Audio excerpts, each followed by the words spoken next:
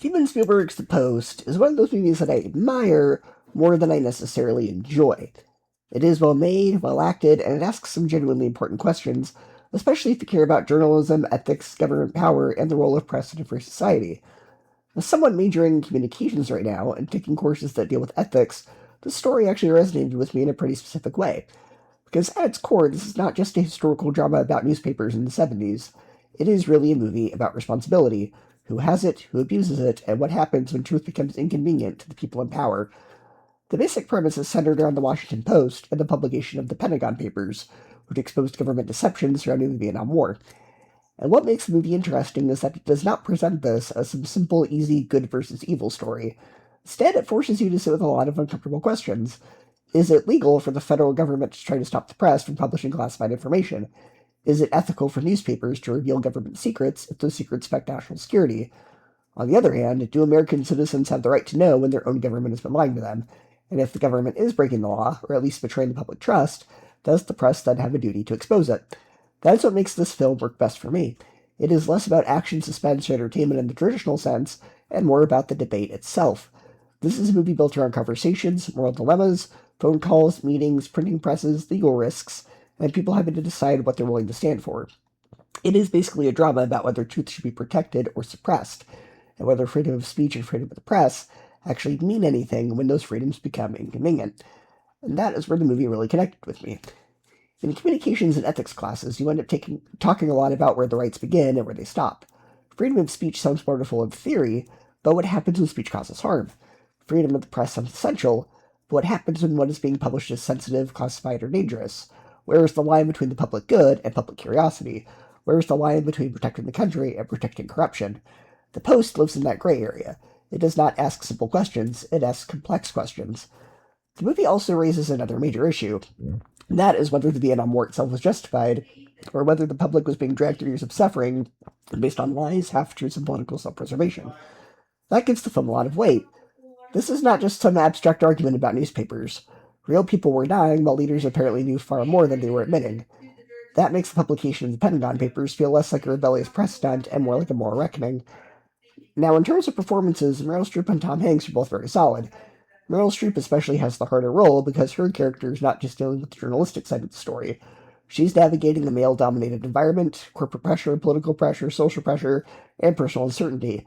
Her arc is really about finding the courage to make the decision only she can make. Tom Hanks brings his usual energy and confidence, and he helps keep the movie moving because his character is more aggressive and outspoken. The two of them work well together, even if this is not one of my absolute favorite performances from either of the actors. Spielberg, as always, knows how to direct material. Even when the movie is mostly people talking in rooms, he knows how to make those conversations feel urgent. He understands rhythm, tension, and how to make systems feel cinematic. The printing press scenes especially are shot with a sense of importance, like the physical act of putting words onto paper itself is an act of defiance. There is something kind of old school and inspiring about that. At the same time, this is where I get a little mixed. For all the important themes and all the strong craftsmanship, the film often feels more like a discussion piece rather than a fully satisfying film. And I don't mean that as an insult, I mean this feels less like the kind of movie that's more likely to be shown in a classroom than casually revisited on a Friday night for entertainment. It is interesting, it is thoughtful, it is relevant, but I wouldn't necessarily call it gripping in the way that Spielberg's best movies are. The biggest issue for me is its pacing, especially near the end. The movie is just under 2 hours long, and this is one of the few times I think it actually needed more time. This is one of the rare cases where I watched a Spielberg movie and thought, this needed another hour. That's not something I say often, because usually when movies are too long, I feel it. But here I felt the opposite, because the material is so rich, and the ethical and legal stakes are so fascinating, that the movie almost feels like it's just rushing past its most interesting parts. The Supreme Court angle in particular feels like it should have had more room to breathe.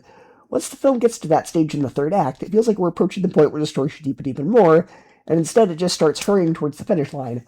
I actually wanted more legal debate, more time spent on the actual consequences of the decision, more exploration of what the case meant, not just for the Washington Post, but for the country and for the precedent it set. Again, the ending just feels very abrupt. And then the movie winks at you with that final Watergate tease, which made me laugh a little, and it's in such a way that almost feels like it's setting up the sequel. I half expected text to pop up like a Marvel movie saying, "Nixon will return." It is such a weird cliffhanger because it's not a Marvel movie, it's a historical journalism drama, so I didn't get like this teaser like they're setting up a sequel for the next big stuff. That was weird. That said, I do think it is worth watching, especially if you are interested in media, law, ethics, government, or American history. This is a movie that forces you to think. It wants you to ask where power should be checked, what journalism is for, and whether truth should ever be delayed or denied for the sake of preserving the image of institutions. Those are questions that are important, and honestly, they still feel very relevant. So I don't think it's exactly top-tier Spielberg. I still think it's respectable, intelligent, well-acted, and it has an important message. I just wish it had been trusted with its own material enough to slow down and let the story breathe. Because the themes are big, the implications are huge, and the questions are fascinating, and the runtime just feels too short for all of that. For me, this lands in the zone where I appreciate the film more than I love the film. I'm glad I watched it. I think it's a great movie. I think it's an important movie. But I also think it is slightly rushed, and it could have been great with more time. So for me, I'm giving it a B, an 8 out of 10, and a 4 out of 5 stars.